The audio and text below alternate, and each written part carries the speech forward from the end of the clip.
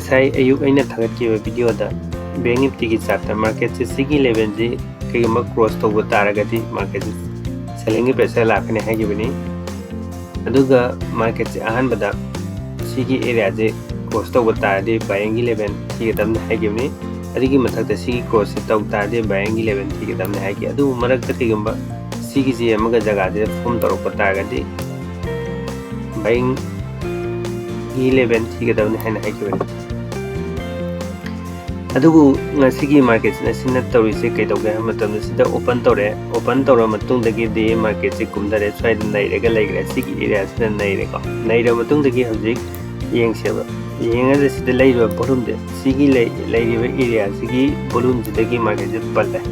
pallaga matungdagi amuk kaidawge hamadana sai aina pigiba range adugi range dagi candle jaw sida thlaiba green candle first second and third candle si candle hi confirmation ahum sina pirama breakout thokana si chatka kana si moving obvious thinga kana matak market se kara kana na sagi last ki ina last ki ani sibo se in line do ada market solution gi banga sigi oina de hayeng gi lairiba market ki condition je ko yenga de ko de market se uchi kai doge hama tamda hayeng gi oiriba condition ji sida round figure level na 40000 haba laire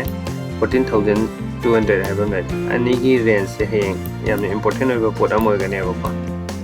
aduga market se jig lairiba condition je kumure kan chamaina mu halak ba hai se sigi jaga sida koina market ki asoba seller sing changi bagi jaga ama lai sigi jaga sigi point je 40000 yogada 39900 sida apni market seller jawam lai aduna market se kegum hayeng si tawda sigi range manung jida limit kharani natra 1 day or 2 day sigi manung jida range sama form tawga lai taraba doidi market asi mathakta satkagana mathakta kagrani mathakta makada kumta doigana makada kungi bagi chance le aduregadi hayeng kai tawge hamatamda sida amuk kegum yoraba sigi line 30800 ki mapajide yoraba yorok targadi sidagi amtang buyer oiba yaba buying gi point ama yenga yamda lot ama try tawba yabagi chance lay adubu hayengi oinadi market se lairiba Bank Nifty ki condition asida de yam kanna akoina move tawba yabagi space amta phangba oide hojik ki oinade aduna hayengi oiba entry changba thi taragadi sigi 30800 ji europa matamda akoina buying point ama laibagi thiba yai market halakadra na kalaga or another option amana kedauge have matamda sigi 40000 je yopa matamda market samana kitang halakwa yabagi chance am nai sibo sigi area sibo halakwa yabagi chance am nai sibo ama yengba ma anatragana market se range samagi manungda lai taragadi apai